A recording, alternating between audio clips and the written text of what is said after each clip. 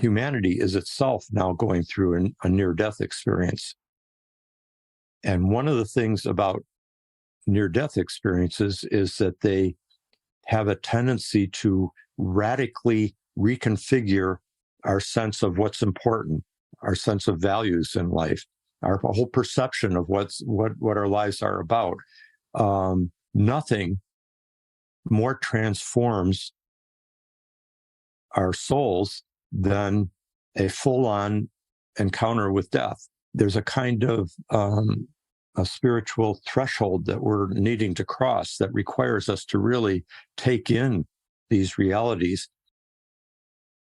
And the fact that humanity is having such an experience is so much like what Joseph Campbell described as the hero's journey, or what many anthropologists have described in terms of like the great shamanic and indigenous rituals of death and rebirth, of initiation, rites of passage, and so forth, in which one does go through a mortal crisis. One does face death. One does look at the shadow, is forced to look at one's own shadow in ways that one hasn't before. Welcome, Rick. Thank you so much for joining me today. That's my pleasure. Great to see you, Jesse. So for our audience, those who might not know you, Rick, you have written a couple books. I think you're known as a cultural historian.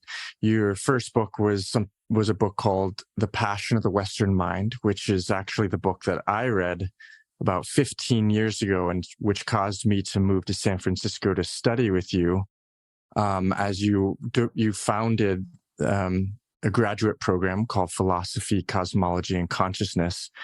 And the essence of your book, The Passion of the Western Mind, was navigating and articulating the arc in Western civilization, all the way from ancient Greece through post-modernity. And I remember there was a little review on the cover by Joseph Campbell saying it was the greatest exposition of Western history in a single volume he had ever read. So I thought it would be great to have you here and just have some conversations. You've obviously written about astrology, and you understand the history of religion, of philosophy, and the transpersonal theories of Stan Grof, Carl Jung. So I know there's a lot of ground we can cover today, but I thought it would be really great to have you on and just have a conversation about near-death experiences and its role perhaps in history and philosophy and religion. I'm looking forward to it. I'm not going to endorse all the compliments that you just said, but I appreciate the positive perspective, and I certainly have devoted my life to understanding these things as well as I can. But I wouldn't claim any extraordinary mastering of all the territory. Sure, and that's totally okay. I guess I'd love to start by just asking you, when did you first come across the phenomenon of near-death experiences, and how have you kind of held it or thought about it in the context of all your books and the teaching and being a professor that you've done over the many years? I think I've especially with the increased interest in near-death experiences in recent cultural life, and then with your own project, it set me thinking, like, when did I first start to either be aware of the phenomenon or study it, and I don't recall it as being a factor in, like, during my undergraduate years when I was studying psychology at Harvard. There was the psychedelic revolution had come. There, Tim Leary and Ram Dass were part of that world there in Cambridge, Massachusetts, and there's a big overlap between psychedelic experiences and experiences that involve near-death experiences. But it wasn't a particular theme until I then went to Esalen Institute to study and work for over a decade. And, we're talking now 50 years ago. And during that decade, I was studying with Stan Groff, but also a lot of people like Houston Smith and Joseph Campbell and Elizabeth Kubler-Ross came there to lecture once or twice, and Ken Ring, who also is in the world of transpersonal psychology and a good friend and colleague of Stan Groff. And he became a friend of mine too, starting way back then in the 70s and 80s. So near-death experiences started to kind of come into the larger range of human experiences that suggested that there was more to life than the reductionist mainstream modern worldview has tended to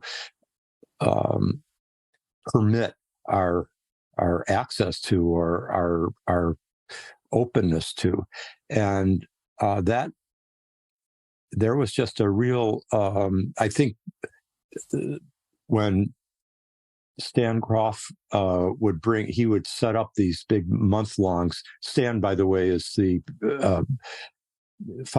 co-founder of transpersonal psychology, along with Abraham Maslow and Tony Sutich back in 1968, 69.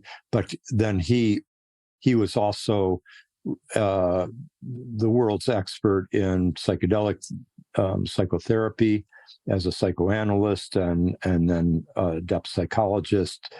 But he was able to integrate a more science grounded depth psychology with a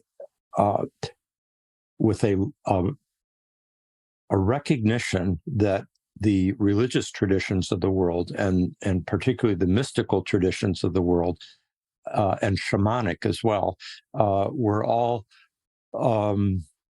relevant to our understanding of the cosmos, of the human condition, of the divine, of the reality of a divine dimension to human life.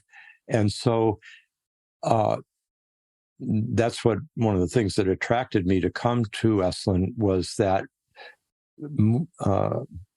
recognition of the need for a synthesis in our time between ancient wisdom and modern science, as it's often put, but just generally a willingness to, as William James, the philosopher and psychologist, said. William James talked about the need for a radical empiricism, that is, the kind of empirical approach that opened itself up to the larger range of data that human beings have taken in about the nature of reality, and not just restrict our conviction as to what's real by what can be quantitatively measured in a laboratory, or reduced to molecules and measurements of impact and so forth, but rather a true empiricism that didn't cut off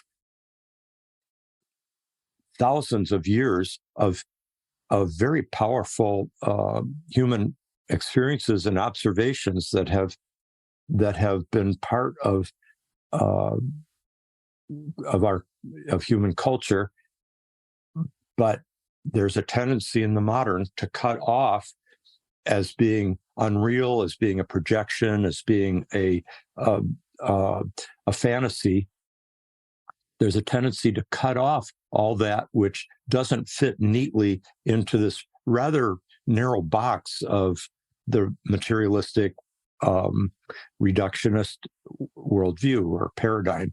And so those years at Esalen, and then the many years since, where you came to study at California Institute of Integral Studies, and where I have taught for 30 years, there's just been a real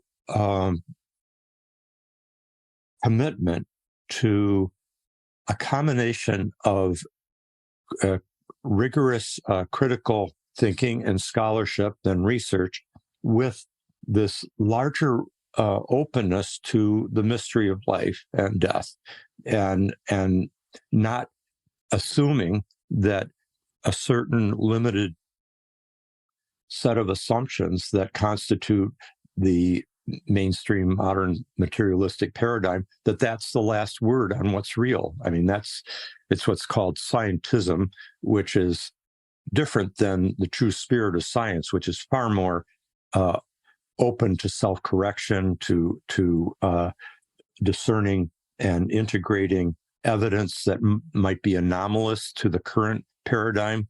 But that's how science and that's how human knowledge advances, is by engaging anomalies, engaging events, experiences, data that don't necessarily fit into the current narrow understanding. And then so we have to rework our understanding and expand our paradigm so that we are taking in a larger horizon of experience.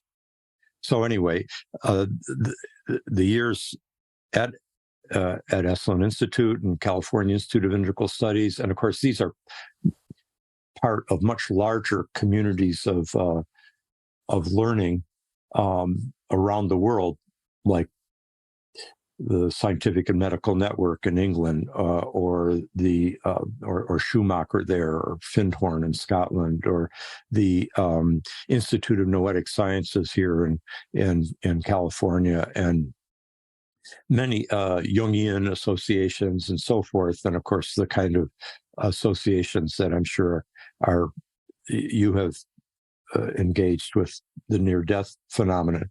So in all these ways, there's just been I think this is a sign of a larger transformation of the contemporary worldview, which we all know has to happen, because the old worldview has been has produced some real problems. Sure. And I totally agree. And that's something that I really learned actually from you and your book in particular, The Passion of the Western Mind, was just the simple concept of a paradigm or a worldview, and how we all see life and the cosmos, or we interpret meaning and purpose and also phenomenology through the lens of our culture. And when you break down ancient Greece, the Greeks looked and understood the world differently. They understood themselves and consciousness differently. And then through the Middle Ages, and then there's the scientific revolution, the Industrial Revolution. And then when you bring it all the way to the postmodern worldview, where scientific materialism reigns and the kind of standard status quo is a paradigm that does exclude these things that are more mystical, that it's harder to find evidence for. And so there's a real tension in the modern world. And I think Carl Jung really grappled with that. He wanted to present as a scientist and as a doctor, and he wanted to make psychoanalysis or psychoanalytic, theories really mainstream, but he also had a profound personal intimacy with the transpersonal realm and the spiritual realm. And of course, he had his own near-death experience. So that's always been an interesting through line. Yeah, he had that access to experiences that might be considered, occult or supernatural, or certainly synchronistic, powerful visions, prophetic visions, including the prophetic visions of World War I happening prior to it actually happening. And at the same time, as you say, he was very faithful to his calling as a scientist and a healer, a physician, a modern scientist physician. And he wanted to he was a very very brave man, and his work was constantly navigating or walking that tightrope between these two paradigms. I think when you just described that overall evolutionary development from, say, the ancient Greeks to the postmodern, the one thing I would add is that I've come to see our postmodern era, because I think it's a handy term. Postmodern can mean many things. Postmodernism, it means certain things within the arts, certain things within like architecture, and then there's postmodernist theory that particularly came in through certain French thinkers and integrated into American literature departments. People like Derrida and Foucault and so forth. But I think the word postmodern has become a widely accepted term, for lack of a better one, to describe this era and this overall shifting horizon of understanding that our civilization is in and carries. That, I think, that word postmodern has become accepted as a good term for something that describes something that's different than the modern, and which we could say was particularly characteristic of, particularly like the 18th, 19th, early 20th centuries, certainly had, and is still very potent. But postmodern is gesturing towards something that has come in the wake of that, differs from it, and at the same time is carrying many aspects of the modern. But the differences have to do with that particular quality that I think we can all recognize in our time, and in our own selves, of plurality. There's just a sense of there being multiple perspectives that are viable, and there are certain times of day or periods in our lives where we may particularly see things through a more religious perspective, or a mystical, or through a one that's been very much shaped by naturalistic and even materialistic modern science, and it can have to do with the state of consciousness we're in, or what circle of people we're engaging with. And the postmodern, I think, has a certain powerful truth that it's carrying, of the necessity for exploring and being open to multiple perspectives, because no one paradigm is going to nail down the nature of reality. And anytime one tries to make that sort of totalitarian move, it involves a denial of certain aspects of human experience. And plus, we are in a time where there are so many cultural traditions are in interaction, and even within our own families, for example, where there can be, like my son is married to a Vietnamese woman, and their child is both half European American and half Vietnamese, and same time she's in an immersion Mandarin Chinese school in here in the Bay Area, and she's taking in so many cultural traditions. They're all in here, and of course those are also, each of us has these multiple perspectives and historical layerings that are in us. And I think one of the great contributions of this postmodern era to our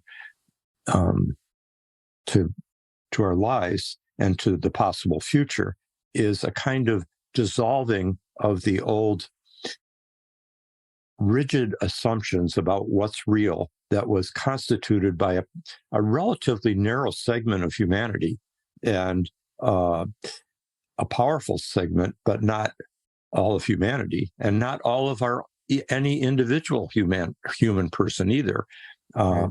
And I think this is where near-death experiences really play a pivotal role, because part of the modern ethos has been in some ways a denial of death, or a kind of attempt to ward off the anxieties that human beings have about their own mortality, and responding to that both by, let's say, in the medical profession, it would be through the employing of heroic measures of trying to preserve life, even when the individual concerned is ready to let go. And so also the family might be very supportive. The person may have a terminal illness and is in such pain and everything. While other cultures in our history of humanity have been far more familiar with dying and death, and in a way that has been able to assimilate it into a larger acceptance of the cycles of death and birth and death and rebirth, and so forth, reincarnation, the many ways in which when death happens, new life also is happening in very mysterious ways. And we can explore that later. But anyway, I just wanted to point out how, at least in my perspective, what the kind of work that you're doing with this project of near-death experiences and the degree to which near-death experiences have become a widely discussed phenomenon, which people are powerfully drawn towards understanding more, and more people are having those experiences and talking about them. They're coming out of the unconscious, as it were, of the modern psyche and into consciousness, where those experiences can be integrated.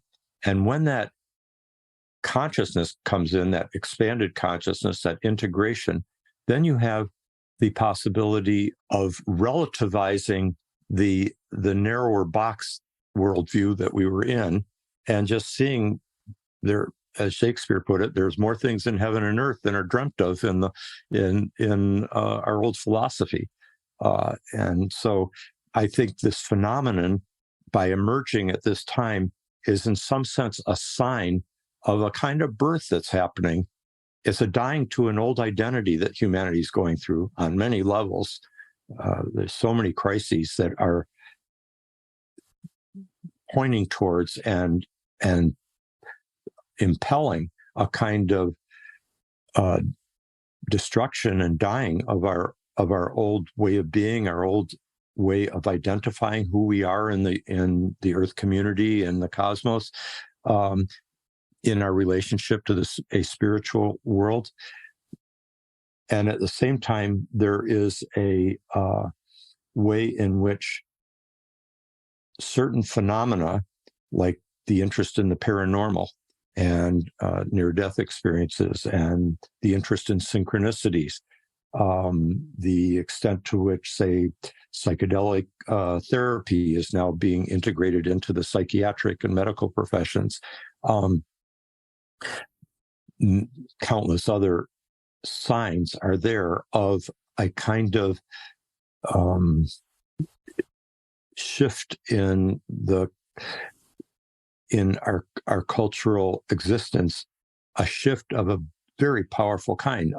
In some sense, I think, and this maybe we can get back to this later because I have a question for you, but I guess I'll just plant this seed. My sense is that humanity is itself now going through a near-death experience. And one of the things about near-death experiences is that they have a tendency to radically reconfigure our sense of what's important, our sense of values in life, our whole perception of what our lives are about. Nothing more transforms our souls than a full-on encounter with death. And whether it's the climate crisis or the COVID pandemic, or the many ways in which humanity is having to face its finitude, its fallibility, and its mortality, and also take in the fact that we have catalyzed an ecological situation that is also catastrophic for many other species, and our responsibility for that. There's a kind of spiritual threshold that we're needing to cross that requires us to really take in these realities. And the fact that humanity is having such an experience is so much like what Joseph Campbell described as the hero's journey, or what many anthropologists have described in terms of like the great shamanic and indigenous rituals of death and rebirth, of initiation, rites of passage, and so forth, in which one does go through a mortal crisis. One does face death. One does look at the shadow, is forced to look at one's own shadow in ways that one hasn't before, and goes through a kind of dying to the old identity and the emergence into a newer, more rich engagement with all of life in a more participatory way, rather than as something that is a field of objects that I need to manipulate for my own self-enhancement, and rather to participate in a larger creative adventure that we're all part of in this on this earth, and in our larger spiritual journeys. So I think the near-death experience phenomenon is both reflective of of this larger, what Stan Grof would call a perinatal threshold. Perinatal meaning surrounding birth, but it involves the facing of death, as well as the birthing that can only emerge out of that encounter with mortality. Mm-hmm. So I think the near-death experience is a kind of sign of this. It becoming so interesting to so many people, and becoming brought to consciousness more in the collective psyche, is a sign of this larger kind of death rebirth initiation that I think humanity as a whole is having to go through. And I think that sense of spiritual expansion and centering that can happen to people who have near-death experiences, and that people who hear about them can take into their own soul and feel like, wow, that's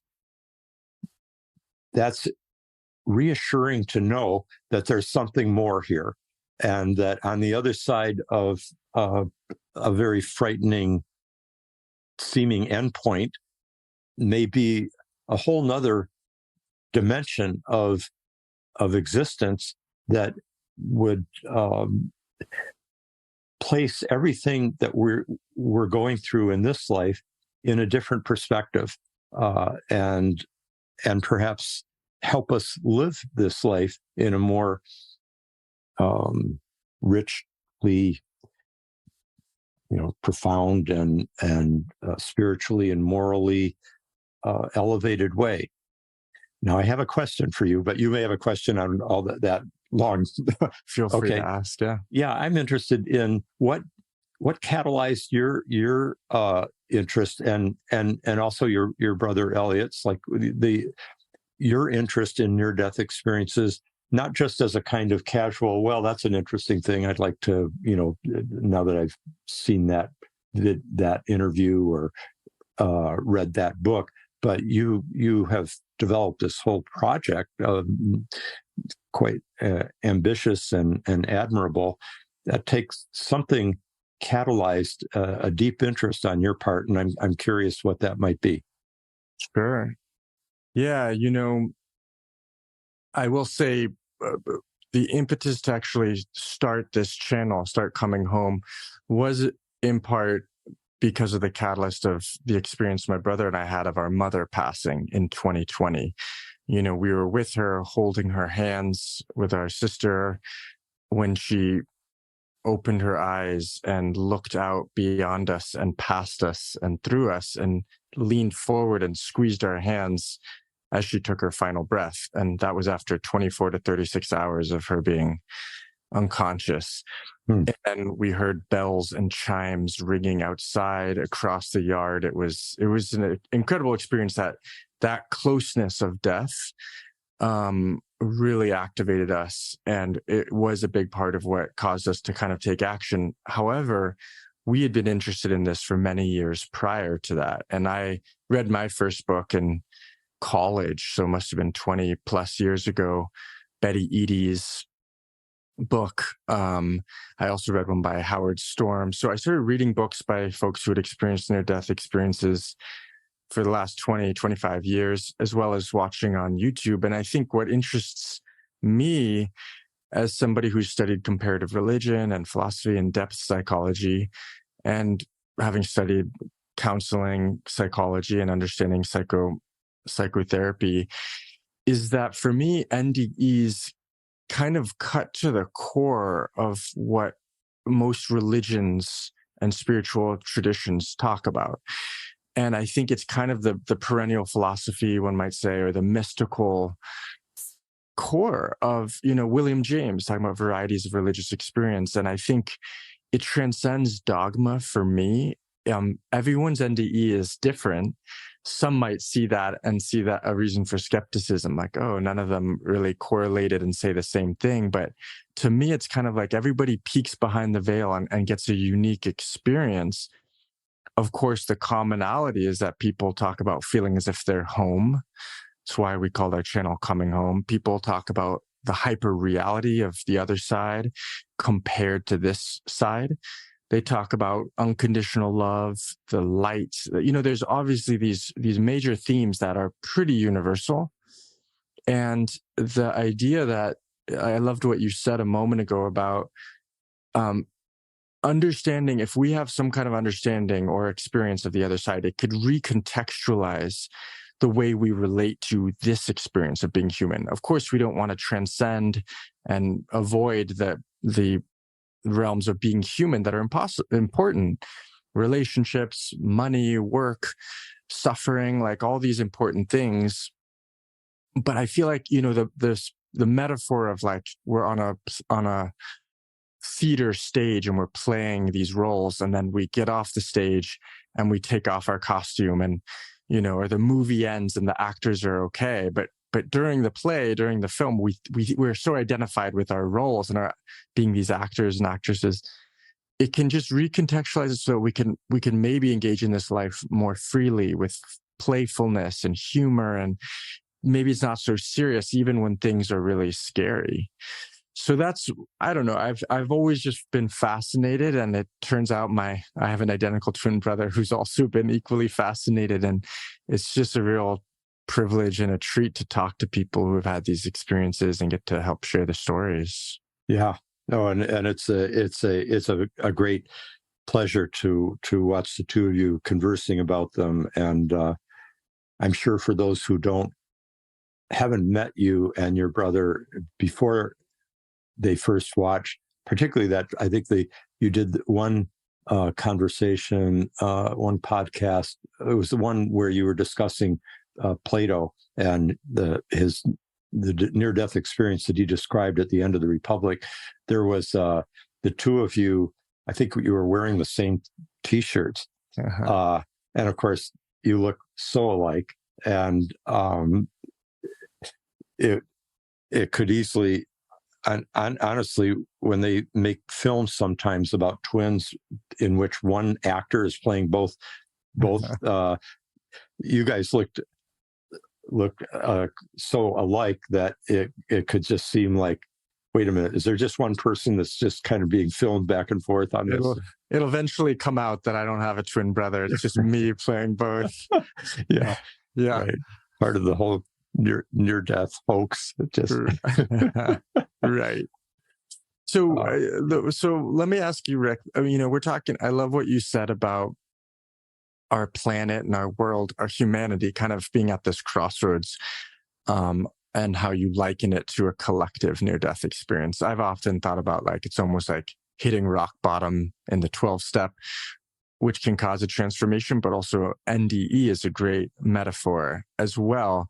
And I guess I'm curious, well, there's a lot of questions I could ask and directions to go. I guess one thing I am curious about to hear your thoughts on is, one of the challenges about our channel, and we get lots of comments, is that we're really straddling right in between. We'll get a lot of comments from scientific, secular, atheist, skeptical people who say, oh, that was just brain chemistry shooting off DMT and as you die, or that's the morphine that gave you that experience. That's all hogwash. And then on the other side, we get people who are pretty religious folks and dogmatic in their religious faith. A lot of them are Christians who get really upset to listen to a 30-minute in-depth experience where people will even be talking about angels and light and even conversing with God. But for them, if the person doesn't keep mentioning the name Jesus Christ and referencing Jesus died for your sins and embrace him as your savior. And so it's kind of, I'm like, which ones am I more upset by? It's upsetting. Right. So I guess my question is, as we are in this collective moment, it does feel like traditional religions have been crumbling.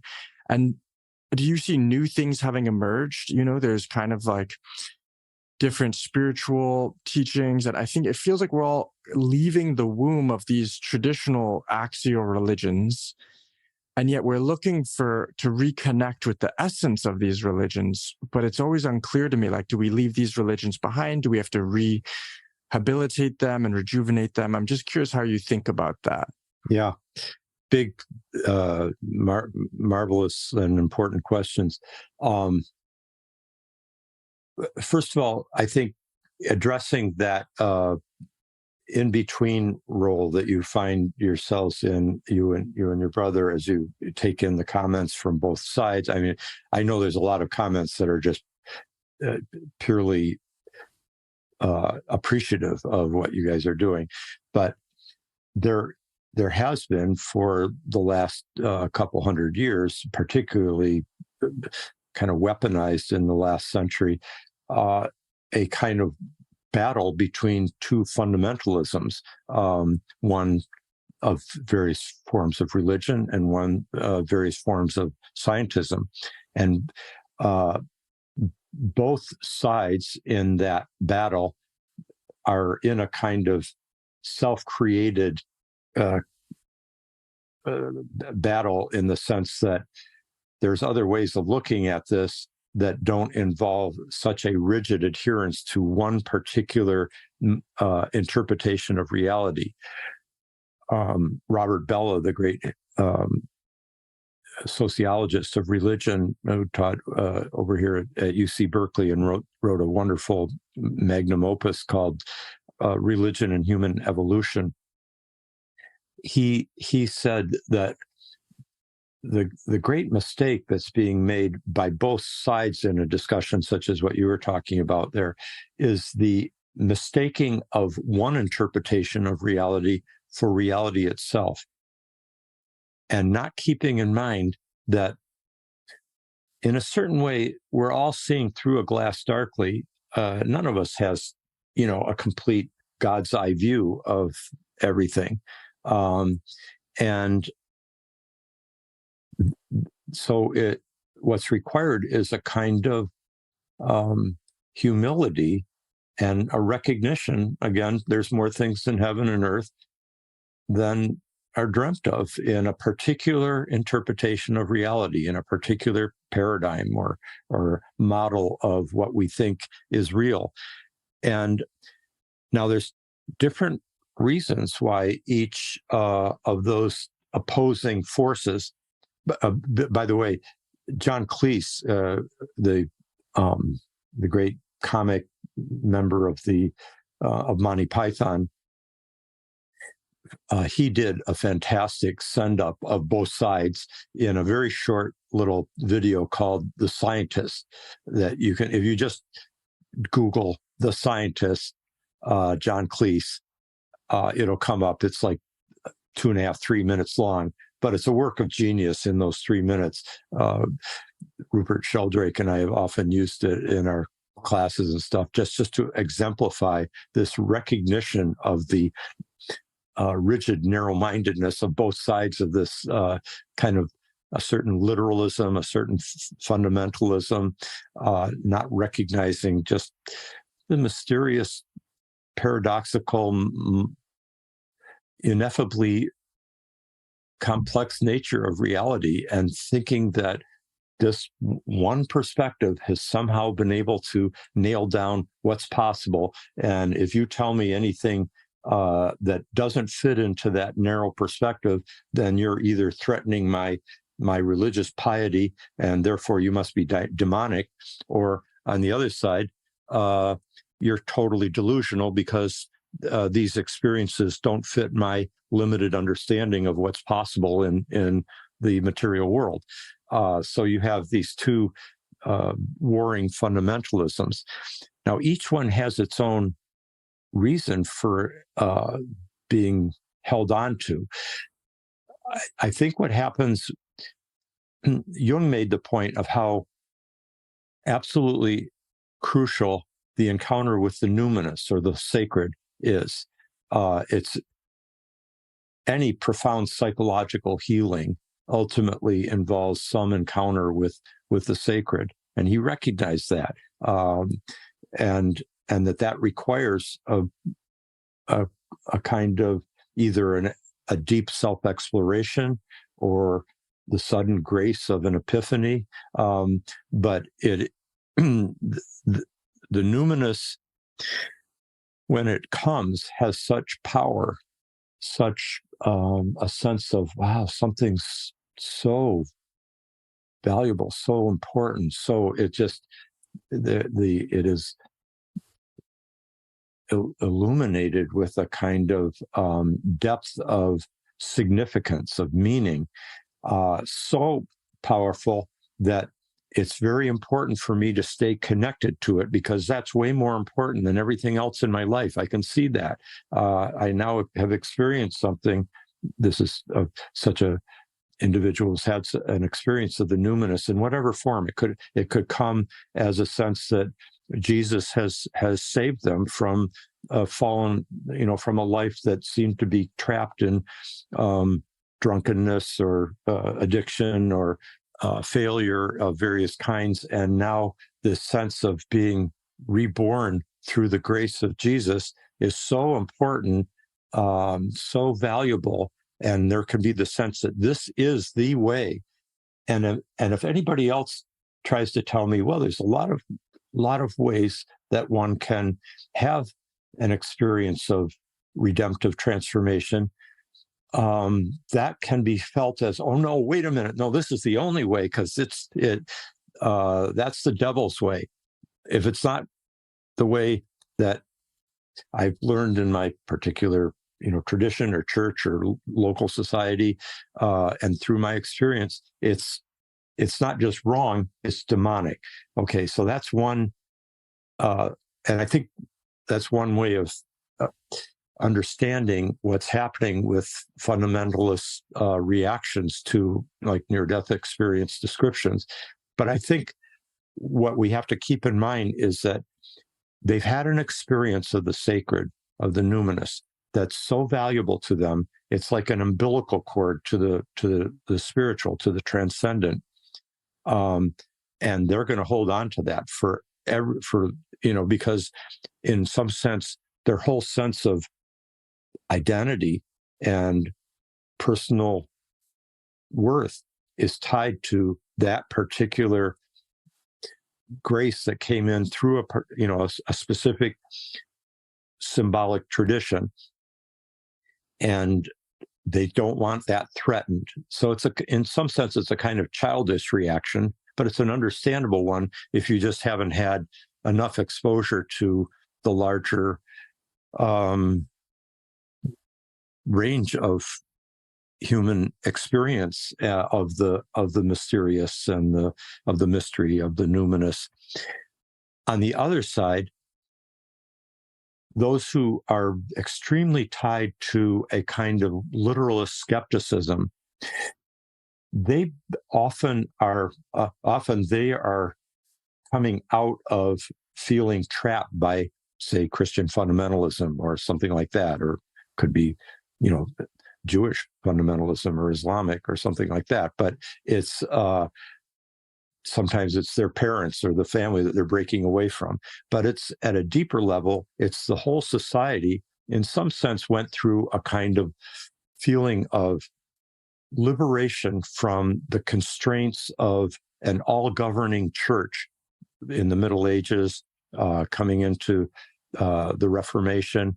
Then with the Reformation, the splitting of many churches, the wars of religion, the destruction that was happening throughout Europe as a result, and many alert and sensitive minds of those centuries, 17th, 18th century, start saying, we badly need a perspective that is not caught in these conflicts that are killing each other, or that we are killing each other, that over little nuances of religious dogma. He said, let's start with what we all can experience with our own senses, and use our common inheritance of what was originally thought of as God's gift of our own rationality, our capacity to think rationally. And let's just combine rational rigor with our empirical rigor, that anybody and we can liberate ourselves from the constraints of religious dogma, and also religious authorities who may, for one reason or another, being human, can have limitations or be corrupt in some ways, or have power impulses at work. And the whole social and political structure was tied to these, was often tied to particular religious beliefs in a hierarchical way, like the king has a divine right to be the king over the entire nation. And so modern science and the modern kind of humanist secular revolution that has unfolded in the last several hundred years has been experienced as a kind of precious liberation from particular interpretations of the mystery of life that had become experienced as being oppressive, a prison, socially, politically, scientifically. It was inhibiting, what we were able to study and understand, et cetera. And so in a way, it's a kind of birth trauma out of the out of the mother church, so to speak, and never wanting to go back. This is where the skeptical scientists can come in and say, if we give up that and go back to, the demon-haunted world of the Dark Ages, that kind of framing of the drama is very typical for that kind of person. So both the religious fundamentalists and the skeptical, scientific, secular fundamentalists have their own kind of psychological motivations for holding these positions. But others, cooler heads, so to speak, and also more capable of, I think, complexity of thought and sensibility, are able to recognize that both the religious and the scientific have tremendous amount to give us, but we are part of the great challenge and promise of the postmodern era is to bring into dialogue these multiple perspectives, not only between science and religion, but between multiple religions. Buddhism has things to teach us that are different than Taoism, that are different than Christianity and Judaism, but every one of them has deep insights that are invaluable to humanity. And then there's the shamanic and indigenous traditions from thousands and thousands of years going back that are rising to the surface of the collective now. And so more and more people, I think, are able to lift themselves out of those narrow worldviews, paradigms, interpretations of reality. And the near-death experience, I think, for those who have an open heart and an open mind, offers us a kind of irreplaceable entree into the recognition that we are not limited by this life, by a world that is seen as being only that of matter and energy, that's basically ultimately meaningless and purposeless, that has somehow evolved in a way that has brought forth human consciousness, which seeks meaning and is driven by purposes, but that's just human beings' own subjective delusion or projection. There's instead, there's just a kind of potential for opening up to the fact that our lives are taking place within a much vaster, inconceivably vast and many-leveled, many-dimensional kind of multi-cosmos that by opening ourselves to enriches, it recontextualizes this life, but it also enriches it. Yes, there is that quality that many spoke of. You were very eloquent about Jung's sense of not wanting to come back, because that hyper-real sense of being in like an ecstatic state of really a kind of spiritual expansiveness and grandeur and light and bliss and so forth. I mean, that, and then coming back to this world was something he seemed to have been kind of fighting tooth and nail. But look what happened after that. You alluded to it in your discussion. I think Elliot brought up in the fact that that was in 1944 that Jung had that experience. He died in 1961. So he had 17, let's see, he would have been, in 1944, he would have been 68, 69. His birthday is July 26th. So he would have been 68 or 69 when he had the near-death experience. He dies in June of 1961, about 17 years later. And during those 17 years, all of which were spent in his 70s and 80s. He writes synchronicity and a causal connecting principle. He writes memories, dreams, reflections that you were both referring to. He writes Mysterium Conjunctionis, Ion, The Undiscovered Self, Answer to Job, which is probably his most prophetic essay on religion and history. Just a burst of creativity that for those of us in our 70s are very glad to know that that's something that's available to some people. And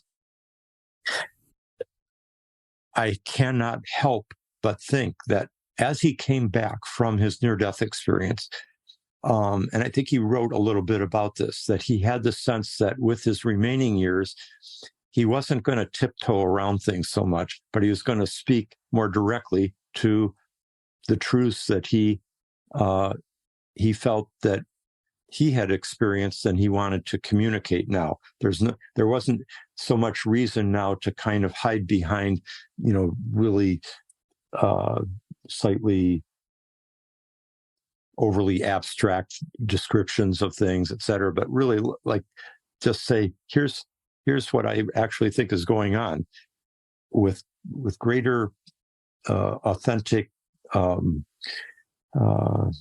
clarity.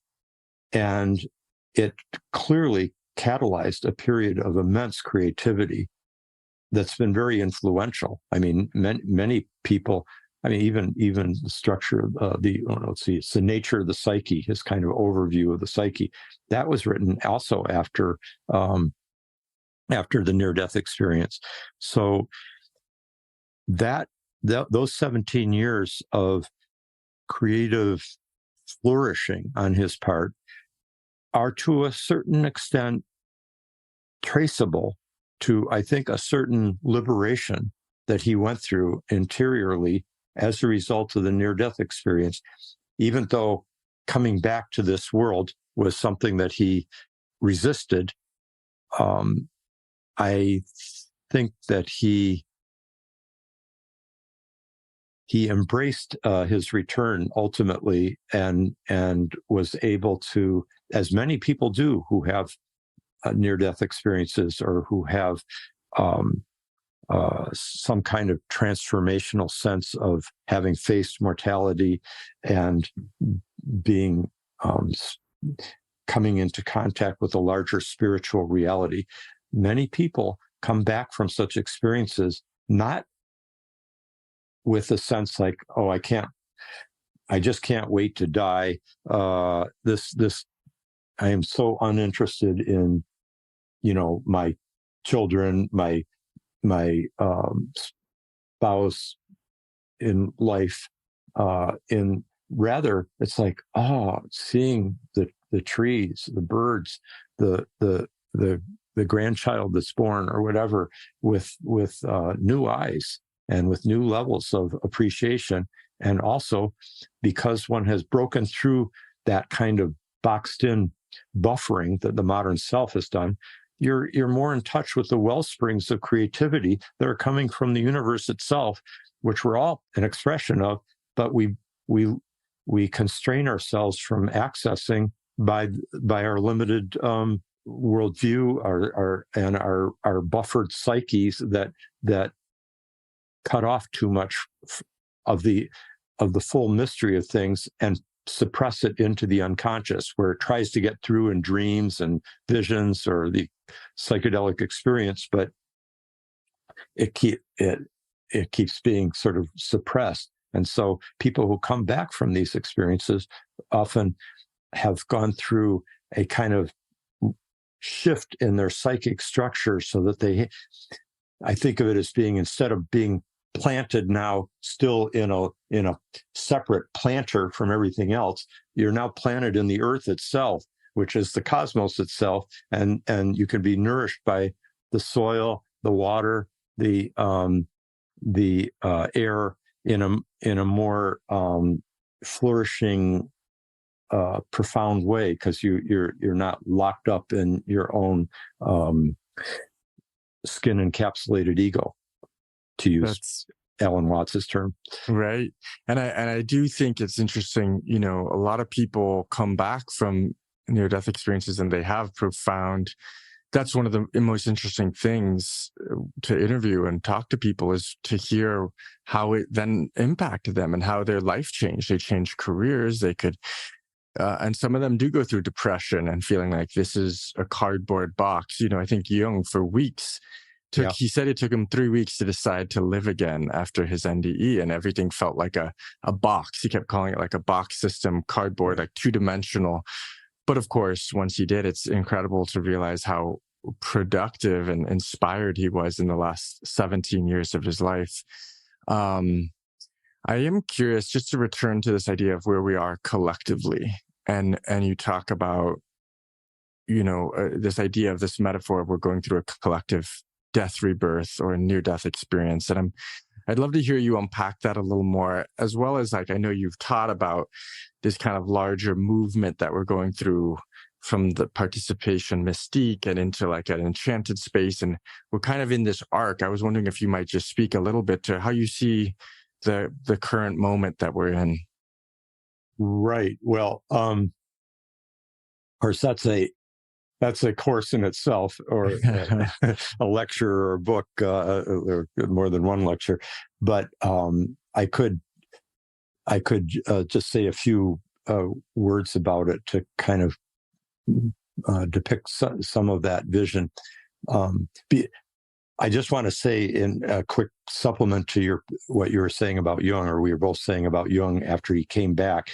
Not only was the creativity so apparent for the rest of those years, but I've talked to numerous people who knew him in those years, and he clearly had a great joie de vivre, a great joy in life, and he would arrange social gatherings, parties, where he loved games, he loved jokes, he laughed a lot.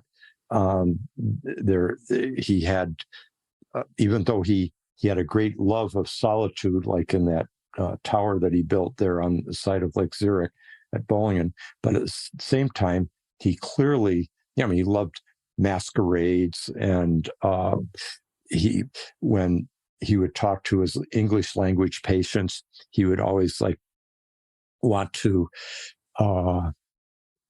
find out, well, what are some of the latest slang words in English, and one of them I'm remembering that Joseph Henderson, the great Jungian, who studied with, or was analyzed by Jung for years, and then became a friend of his.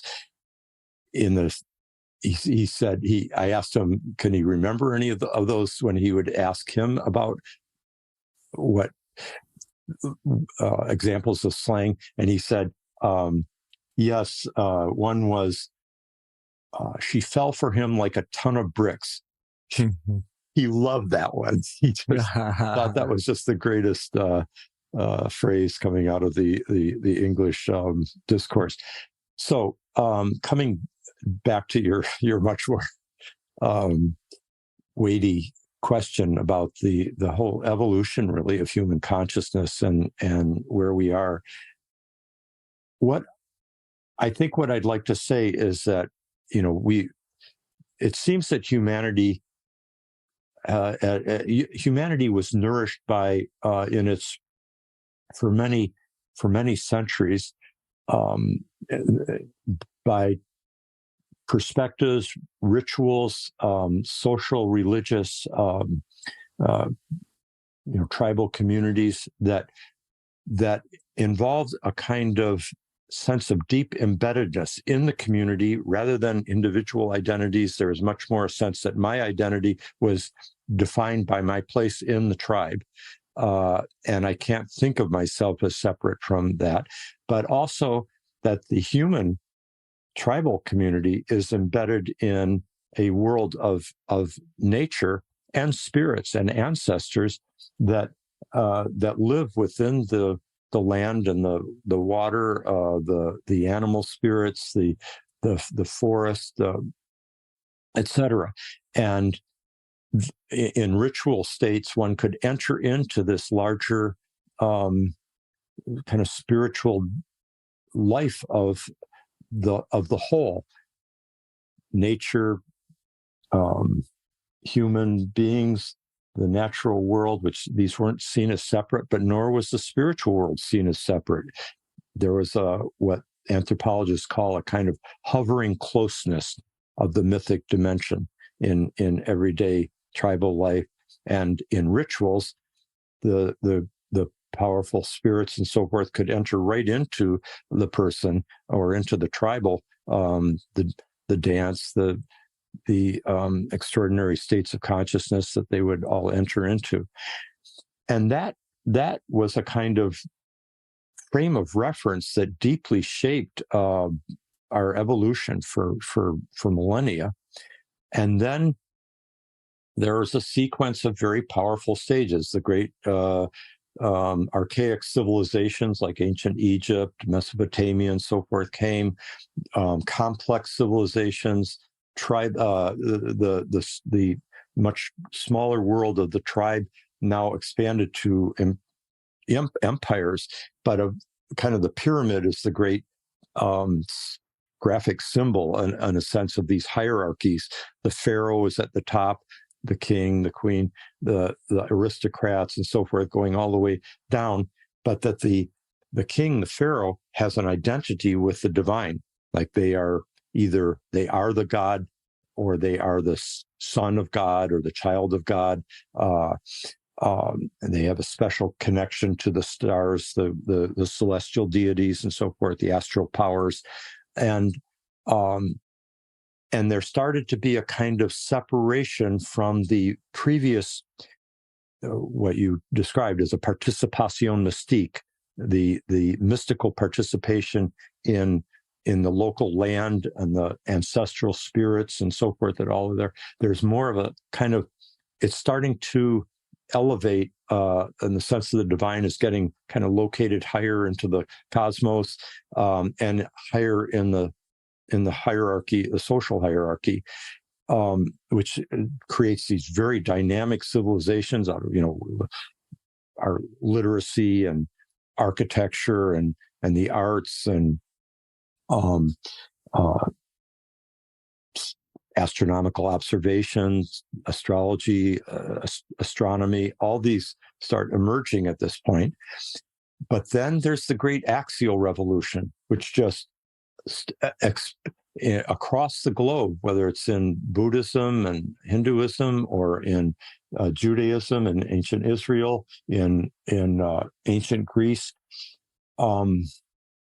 there is a revelation of a higher reality that has a kind of unitive dimension, like it's God or it's Brahman or it's a kind of like Satori, in which the world of multiplicity is transcended, and one experiences a unitive, mystical, spiritual reality that makes this world completely inferior. And there is a kind of world devaluation in favor of this highest spiritual world that we'd enter into at death, the posthumous world, heaven, or possibly hell, and depending on our moral behavior. And here you can see how much these changes in our experience of the spiritual are also having a transformative effect on our behavior, I mean, if you think that you're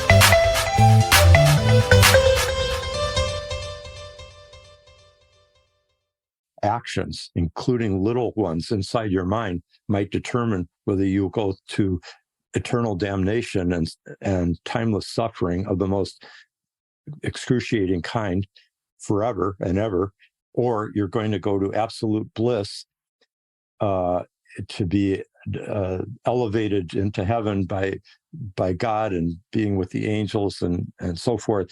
If you think that your behavior is going to make that absolute difference in where you go for the rest of all forever and ever, it's going to concentrate your mind. You're going to start getting more self-reflective. You're going to like, is this the right thing to do or not? We've all internalized that. I mean, we may have gotten past thinking that hell is a literal, right? That it's I think most of us recognize now, or many of us, that it's more of an archetypal, very real dimension of human experience, but it's not a literal place that you go at the time that you die that you will forever be in. It's much more mysterious than that. But if you take it literally, that shaped all of European civilization, really, that you and I have come out of, and it's deep layered in our souls, and that quality of reflexivity, of being reflective about how we act or how we think, becoming more psychologically complex, trying to be good in particular ways, that really got galvanized by this conviction. But there was this tendency towards a kind of world devaluation of the body, of sexuality, of the feminine. There's a kind of patriarchal overlay to a lot of these religious axial breakthroughs. And okay, then comes the modern, where there's a profound sort of internalization of, like, God created the human being who was made in God's image. And so the human being is experienced as has special relationship to the divine in a way that the rest of the world does not. Also, we have individual relationship to the divine rather than just a collective tribal one. So this individuation that starts happening through the axial, it gets radically expanded during the modern, but also so does that sense of human worth. I mean, we internalize those psychological and social values that came in through the axial. And then as we get better and better at it, we become more and more convinced we can do this on our own. We don't need to believe in God. In fact, looking through my telescope, I don't see God and angels out there. They don't exist. And then we have all these advantages in not believing they exist. And you don't have to believe in hell. You don't have to be dealing with the corrupt church or limited or warring religious sects and so forth. So all these advantages come in adhering to a kind of materialist worldview. The transcendent spiritual is cut off, except it's internalized so that we have a rich interior spiritual life, but it's a human thing. The rest of the world doesn't have it. All of, maybe higher mammals might get a little primitive version of but only human beings are seen as capable of great spiritual, moral aspiration and rationality and so forth. And therefore, only human beings are seen as having great merit. And so the world gets objectified to serve the human subject. And that creates a kind of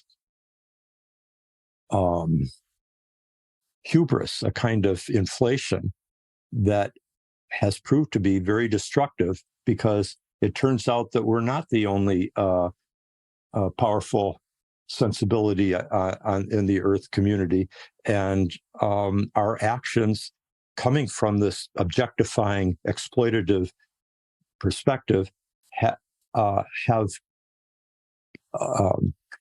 catalyzed, basically the collapse of the Cenozoic era. I mean,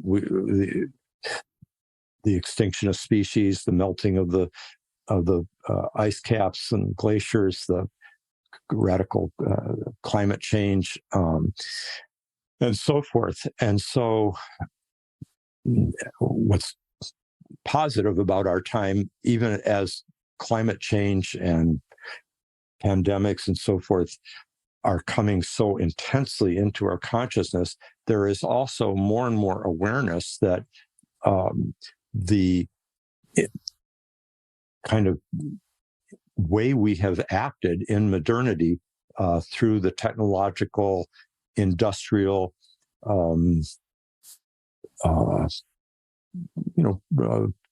commercially oriented, profit-oriented exploitation of the natural world is blowing up in our face, and we're having to go through a kind of death rebirth experience and a kind of moral transformation, which I think is absolutely crucial for our time. It's a crisis of vision. It's not just a crisis of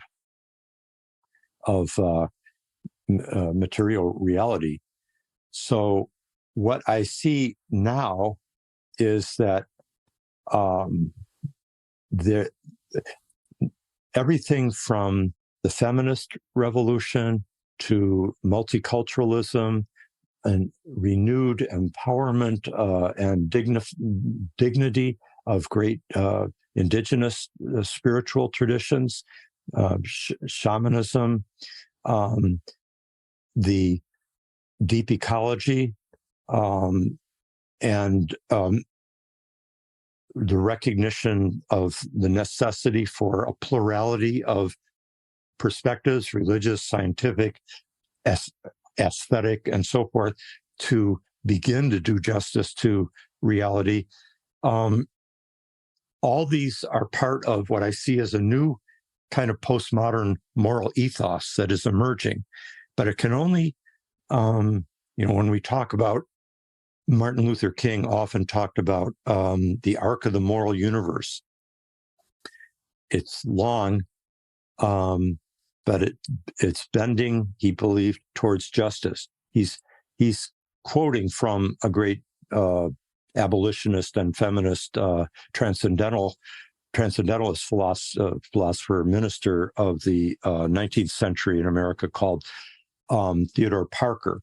But then Martin Luther King picks it up, and then Obama does after that. Now, that arc of the moral universe, it's long, it seems to move very slowly, but they felt it was bending towards justice, not just of its own accord, but through our own agency, that we have a responsibility in how it's moving.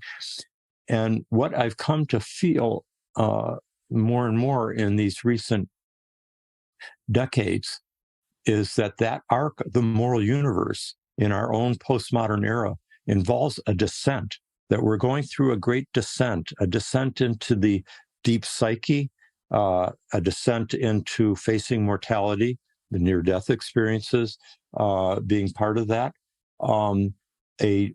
Also the descent of realizing that man above everything else was a kind of inflated and destructive illusion, and one that we need to transcend very quickly for everybody's sake, including our own. And so what I see is crucial for our time is to more and more embrace this complex descent. It's a descent it's the descent of the underworld journey that every hero goes, that the sun goes down. The sun doesn't just, the earth is spinning and we see the sun rise at dawn and it goes through its great journey And we all go through our solar journeys of life, but then there's a descent into the night sky, into the lunar ground, into the darkness, but into that world of night where there are many stars, not just one, that illuminates what's real, and also where the great mysteries exist that are more complex than the daytime reality. Nietzsche says, the world is deep, deeper than day can comprehend. And I think in some ways, whether it's near-death experiences or this overall kind of initiatory transformation that I see humanity going through involves this kind of descent into the night sea journey, as it's called, or the hero's journey to the underworld, which is a journey into the depths of the mysteries of life and death. So I don't know. Those are a few thoughts. You gave me a question that's a little harder to answer in a 10-minute quick survey, but I did my best. Yeah, I set you up here right at the end. Yeah. No, that's perfect. And I think we're coming to our time to wrap up here. But it's something I really loved about sitting in on your classes or going to your lectures is you have such you're able to just see things from such a wide lens and broad arc. And it's just something really helpful about contextualizing where we are today collectively. And just to kind of, that's something I've always loved about learning about history is it's so big, it's so much bigger than us. And there are these larger trajectories happening. So it's really wonderful to have you share it here, especially with our audience as we try to make sense of what near-death experiences are, both just individually and as we take these stories in, but on a larger collective level, I think it is fascinating. So I'm so grateful for you to be able to share with us about that. No, it's been a real pleasure. And if I can just make one point about that quick, of course, survey about a journey of the whole kind of human trajectory, and that's that nothing is lost. In other words, for example, the revelation of a transcendent spiritual reality that has this power of universal love that comes in during the axial period in Buddhism and Christianity, and the parable of the Good Samaritan, for example, is a perfect description of that, kind of transcending the old social boundaries and recognizing the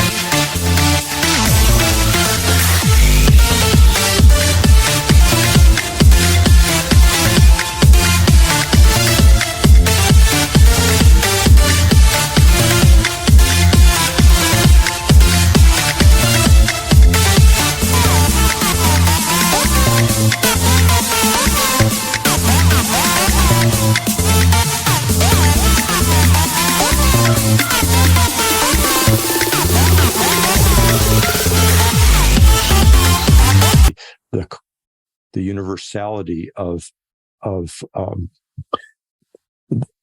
divine love needs to spill out beyond any boundaries like that of like, they're not, that person's not part of my tribe, not part of my nation or whatever. But that kind of participation in universal love that becomes accessible when one breaks out of the buffered prison of egoism, we inherit that possibility. It's like the great light that shines down from that axial, those revelations that come in, then the mystical openings. We're all carrying those like a pearl inside us, and the same thing with the great shamanic and indigenous traditions and their sense of the the dignity of the of and spiritual essence of the entire natural world is so we're reawakening to the great truths that they were carrying. And modernity has given us many gifts. There's huge shadows, but there's incomparable gifts that have come. We all value our individual freedoms that have been forged in the modern period.